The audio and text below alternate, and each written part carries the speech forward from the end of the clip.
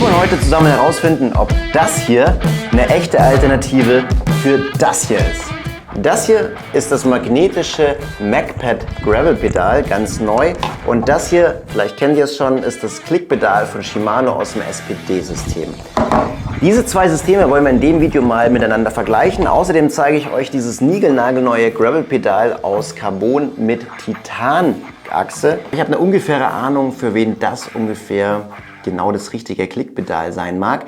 Dazu kommen wir aber erst am Ende des Videos, denn eine der Fragen, die mich ganz oft von euch erreichen, insbesondere von Einsteigern im Klickpedal-Game, kann man die Lernkurve, die man zwangsläufig mit dem Shimano SPD-System hat, sodass es einen da mindestens 3-4 Mal so richtig auf die Schnauze legt, irgendwie umgehen. Und eine der Alternativen, die dann oft genannt wird, ist das MacPad-Pedal. Und ob das wirklich so ist, schauen wir uns heute an, denn ich habe mir 10 Punkte überlegt, welche Kriterien ein Klickpedal erfüllen muss, und anhand eines Duells werden wir herausfinden, welches Pedal für Einsteiger oder vielleicht sogar auch für Fortgeschrittene besser geeignet ist. MacPad ist eine Firma aus Österreich, die seit 4 Jahren ordentlich Furore macht, weil sie Pedal-Klick-Systeme an sportlichen Rädern ganz neu interpretieren. Statt einem herkömmlichen Federmechanismus setzen die Österreicher auf starke Magnete. Je nach Einsatzzweck gibt es Pedale für Mountainbikes, Cross-Country, Road und ganz neu auch dieses Pedal fürs Graveln. Und sobald man das Pedal aus der Box nimmt, ist die erste Überraschung gegeben. Es ist wirklich sauleicht. Beide Pedale wiegen zusammen 212 Gramm. Wie schafft MacPad das? Der Körper ist aus 20% Carbon und 80% Polyketon.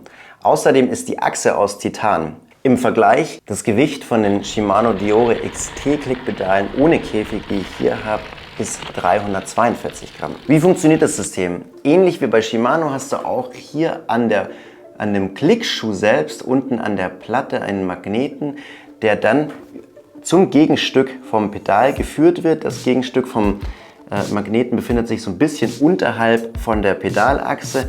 Du schiebst den Fuß am besten so von hinten so lange nach vorne, bis es einrastet, dann klickt's und dann liegt der Schuh mit den Kanten, also mit dem Profil-Außenseiten von dem Schuh jetzt außen auf dem Käfig an. Das Ganze liegt plan auf dem Magneten, das ist ganz wichtig, auch beim Einstellen sollte man darauf achten. Und dann bist du erstmal drin und das hält überraschend gut.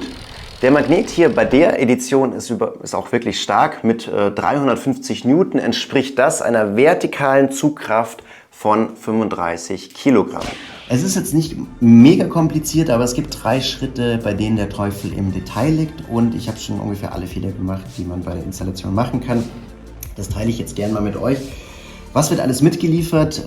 Vieles befindet sich jetzt schon hier auf dem Tisch. Wichtig ist diese Magnetplatte, die unten in den Schuh rein geschraubt wird. Welche Schuhe passen dann überhaupt zu dem MacPad Gravel Pedal? Da gibt es eine dezidierte Liste auch für alle Schuhe, die MacPad freigibt für das Pedal. Wichtig ist, dass es eine 2-löchrige SPD-Sohle hat, mit einer flachen Sohle im Idealfall. Wichtig bei der ersten Installation, wenn du zum Beispiel von einem ganz normalen Shimano SPD-Glied umsteigst, dann ist wahrscheinlich auch hier diese Einheit nicht unbedingt ganz oben. Ich schiebe die aber jetzt hier bei dem System ganz hoch, weil ich möchte, dass ich mit dem Magneten und damit auch mit dem Fußballen so nahe wie möglich an der Pedalachse bin, weil da habe ich am meisten Kraft. Beim Festschrauben ist dann wichtig, dass du unbedingt die Schrauben, die MacPad mitliefert, hernimmst. So, und das ist schon mal deutlich einfacher gewesen als jetzt beispielsweise mit Shimano SPD-Glieds. Das kannst du hier nicht schief einbauen, das liegt links und rechts genau an. Und jetzt kommt der schwierigste Part, du musst die Höhe von dem Magneten hier noch einstellen. Das kannst du machen, indem du diese Schraube hier drehst. Wenn du sie reindrehst, senkt sich der Magnet. Wenn du sie rausdrehst, geht der Magnet so ein bisschen raus. Und Ziel ist es jetzt, dass der Magnet an der Schuhplatte genau plan auf dem Magneten aufliegt, ohne dass sich der Fuß mehr oder die Ferse hier mehr als 5 mm bewegt. Im nächsten Schritt müssen wir diese grauen Blöcke hier vorne auf den Käfig von dem Pedal draufschrauben. Die haben die Aufgabe, dass sie die Stege an der Seite vom Schuh genau abstützen. Die Schuhe sind sowohl links als auch rechts genau auf diesen grauen Blöcken drauf. Falls das bei dir nicht der Fall sein sollte, diese Blöcke werden in 3 verschiedenen Höhen auch mitgeliefert, sodass du dann auch die richtige Höhe finden kannst, je nachdem. So, und wir gehen jetzt raus und testen das MacPad-Pedal im direkten Vergleich mit dem Shimano-Pedal. Und zwar machen wir das jetzt so: Auf die linke Seite schraube ich mir das MacPad-Pedal, auf die rechte Seite schraube ich mir das Shimano-Pedal. Mache das auf gar keinen Fall daheim nach. Und dann haben wir im direkten Vergleich das Duell der Giganten und ich möchte für euch jetzt herausfinden, welche Seite dann am Ende besser performt. Und für dieses Duell habe ich mir 10 Kriterien ausgesucht, die meiner Meinung nach ein Klickpedalsystem auch erfüllen muss. Und die gehen wir jetzt mal Schritt für Schritt gemeinsam durch. Der erste Punkt ist jetzt nicht einer, an dem man schon einen Gewinner oder einen Verlierer festlegen könnte, aber einer, bei dem man schon deutliche Unterschiede merkt. Der Ausklickwinkel ist beim MacPad-System deutlich größer. Das bedeutet, deine Ferse hat mehr Spielraum, in dem sie sich bewegen kann, bevor das System ausklickt. Der Spielraum der Ferse beim Shimano SPD-System ist dabei aber deutlich geringer. Das kann jetzt entweder gut oder schlecht sein. Deswegen würde ich hier beiden Systemen einen Punkt geben, weil das ist persönliche Präferenz. Nichts von beiden ist schlechter oder besser. In der zweiten Runde wollen wir mal gemeinsam hier diesen Berg hochsprinten, und zwar aus dem Stand im Stehen. In die Pedale, fertig, los. So.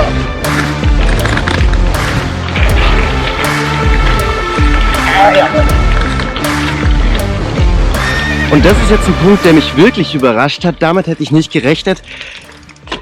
Selbst im Wiegetritt, selbst im Sprint hält das MacPad-Pedal der vertikalen Zugkraft stand. Ich bleibe in dem Pedal, was unfassbar wichtig ist beim Treten, weil du beim Sprinten auf gar keinen Fall den Kontakt zum Pedal verlieren willst. Beim Shimano-System funktioniert das natürlich auch reibungslos. Da haben beide Systeme gleich gut performt. Das ist überhaupt keine Geschmackssache, sondern objektiv dasselbe. Würde ich wieder, hoffentlich kommt da nochmal ein Unterschied, würde ich nochmal 2 Punkte jeweils an beide vergeben. Der nächste Punkt, Ergonomie, ist einer, bei dem man sich natürlich auch eher als Laie ziemlich weit aus dem Fenster lehnt. Was mir allerdings bei dem MacPad-Pedal besser gefällt, ist, dass die Fußfehlstellung vom Benutzer eigentlich kaum falsch eingestellt werden kann. Beim Shimano SPD-System, wir erinnern uns, da ist es so, dass da die Außenrotation beim Einstellen von dem Glied am Schuh mit einberechnet werden muss. Und das ist nicht ganz unkompliziert. Und ich wage mal zu behaupten, dass das viele Laien leider falsch machen. Beim MacPad-Pedal ist es jetzt eben so, dadurch, dass du keinen richtigen Winkel hast, den du einstellen musst am Glied, ist deine Fußstellung in deinem natürlichen Winkel und die Außenrotation beim Treten entspricht eher deiner Außenrotation, die du beispielsweise auch beim Gehen hast. Deswegen geht der Punkt Ergonomie an MacPad und damit führt MacPad. Ich habe ein paar Fragen dazu bekommen, wie das System von MacPad bei Nässe und Schlamm funktioniert, und das probieren wir hier mal an der Pfütze aus. Jetzt bappt da nichts. Nicht mehr in den Matsch. So, jetzt haben wir mal im SPD-System ordentlich Matsch. Und Überraschung, wir rutschen durch. Wir müssen den Fuß erst so ein paar Mal abklopfen. Und dann sind wir aber drin. Und dann sind wir fest drin. Und das schauen wir uns beim MacPad-Pedal mal an. Auch hier. Hoppala. Auch hier ordentlich Schmutz unterm Fuß. Und jetzt, oh weia,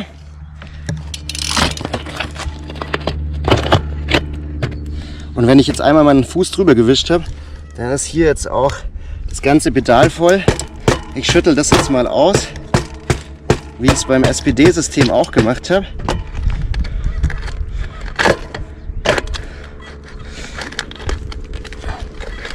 Und jetzt? Nee. Und ihr seht auch, hier ist ein Schmutzfilm auf dem Magneten. Ja, das ist deutlich schwieriger mit dem MacPad-Pedal, aber auch ja, dem System einfach geschuldet. Sobald eben irgendwas da ist, was die Magnetstärke des Magnets beeinträchtigt, funktioniert das System eben nicht mehr so gut. Und das ist bei Schmutz und Nässe der Fall. Deswegen geht der Punkt an Shimano. Der nächste Punkt ist jetzt beim Gravel nicht unbedingt entscheidend. Jetzt sind die Shimano Diore, die ich jetzt dran habe mit 325 Gramm, ja jetzt nicht unbedingt richtig schwer. Aber MacPad schafft es mit diesem Carbonkäfig und der Titanachse, trotz des schweren Magnetens, das dann insgesamt nur ein Gewicht von 212 Gramm für das ganze Paar der Pedale auf der Waage steht. Und dadurch geht der Punkt ganz klar an MacPad. Mir sind jetzt von Shimano auch keine ultraleichten Pedale bekannt. Wie fährt das System mit normalen Schuhen? Mit beiden Systemen kann man relativ okay, sage ich jetzt mal, mit normalen Schuhen treten.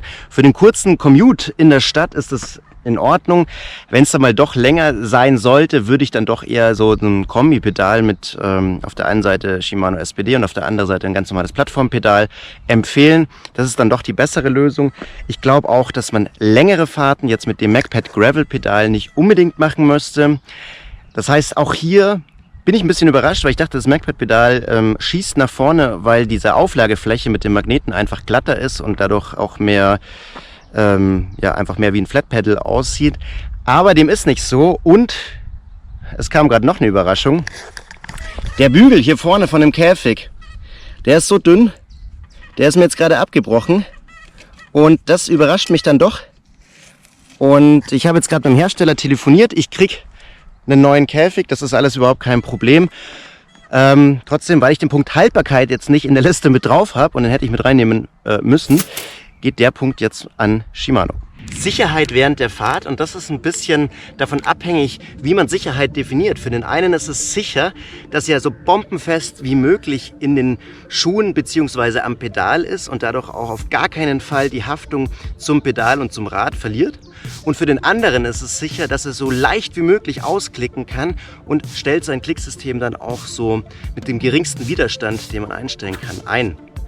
Deshalb beides geht mit sowohl Shimano, da kannst du den Federmechanismus einstellen. Du kriegst ihn allerdings nicht so leicht, dass du so leicht rauskommst wie mit dem MacPad-Pedal. Und weil wir das jetzt für die Anfängerfreundlichkeit definieren, würde ich sagen, sicherer kommst du dir wahrscheinlich am Anfang, wenn du jetzt noch kein Klickpedalsystem gefahren bist, mit dem MacPad-System vor, weil du halt wirklich in jede Richtung rauskommst und bei Shimano musst du erst diese Fußbewegung lernen. Und deswegen geht der Punkt Sicherheit während der Fahrt für Anfänger an MacPad. Wie geht das Laufen mit den Cleats? Rutscht man beispielsweise aus, wenn man auf rutschigen Fliesen, beispielsweise in der Toilette von irgendwelchen Gasthäusern, wo man gerade einkehrt, das schaut nicht nur blöd aus, das kann auch richtig gefährlich sein. Und bei beiden Systemen trägt das Cleat an sich jetzt nicht besonders auf. Bei meinem Schuh ist es jetzt allerdings so, dass das MacPad doch ein bisschen niedriger ist als das Cleat von Shimano und dadurch rutsche ich tatsächlich weniger auf dem Cleat selbst als bei dem Shimano-System.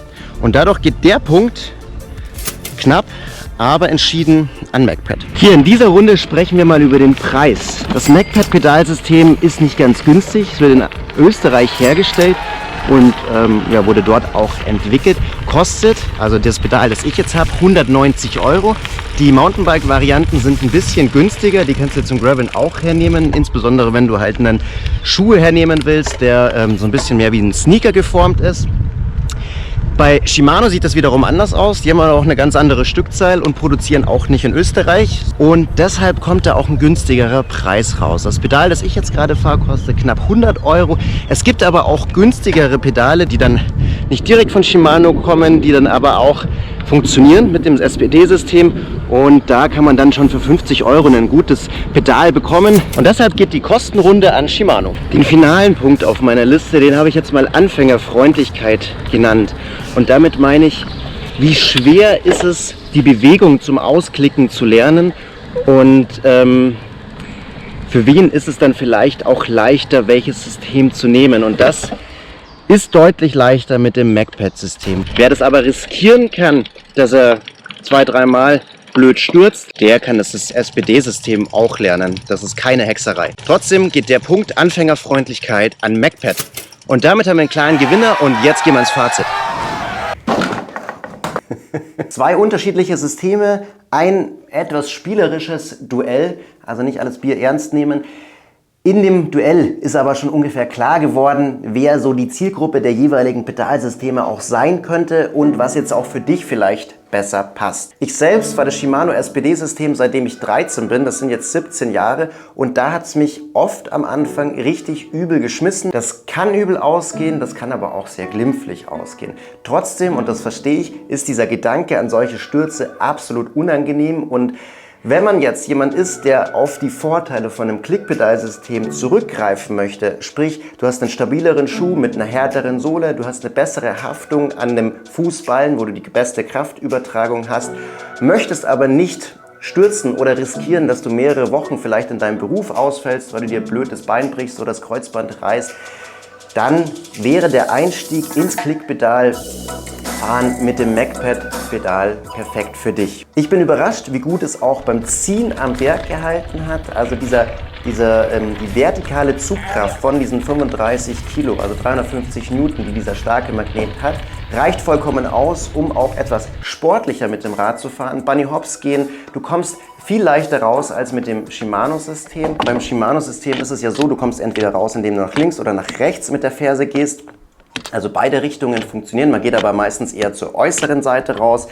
Beim MacPad-System ist es so, dass du zwar auch nach links und nach rechts dich so rausdrehen kannst, du kannst aber auch nach oben gehen und du kannst den Fuß so ein bisschen kippen, sodass dann erstmal eine Seite von dem Magnet aufhört zu haften und dann bist du weg.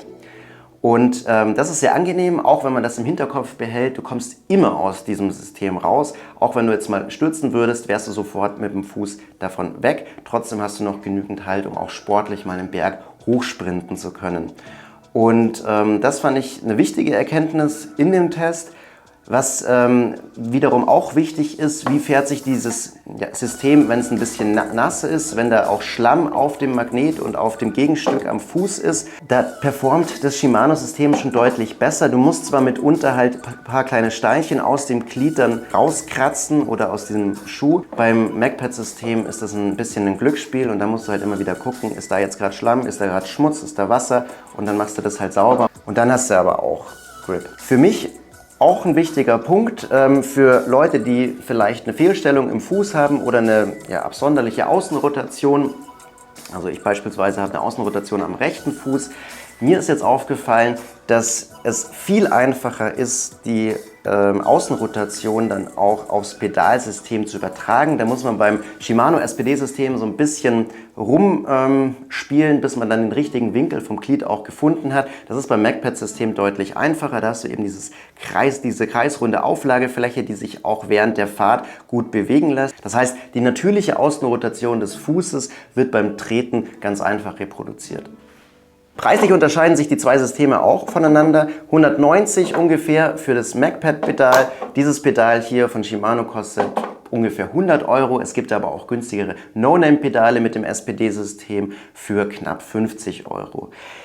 Jetzt kommt's aber, du kannst richtig sparen mit dem Rabattcode FELIX10 auf alle MacPad-Produkte bis zum Ende dieses Jahres. Alle Einzelheiten hier auch in der Videobeschreibung. Aber wenn du den Gutscheincode FELIX10 eingibst, dann statt 190 Euro 10% günstiger. Was mich jetzt ein bisschen überrascht hat, war die Haltbarkeit von dem Käfig. Für den Preis 190 Euro ist jetzt nicht günstig, aber das Teil ist halt eben ultra leicht und da bricht halt mal schnell was. Ich habe mal etwas mehr Belastung auf die vordere Spitze des Pedals gegeben und dann ist dieser Bogen abgebrochen. Aber kurzes Telefonat mit dem Hersteller, sie schicken sofort einen neuen Käfig raus und dann kann ich das einfach umschrauben. Ich werde aber weiterhin beim Shimano-System bleiben, einfach weil ich es gewohnt bin und weil ich einfach diese Zuverlässigkeit bei schlechtem Wetter auch unbedingt brauche. Wie hat dir das Video gefallen? Lass mich das gerne in den Kommentaren wissen. Ich habe mir richtig viel Mühe bei diesem Test gegeben und vielleicht konntest du auch was daraus ziehen. Ich würde mich freuen, wenn du einen Kommentar und einen Like hinterlässt und bis zum nächsten Video. Ciao.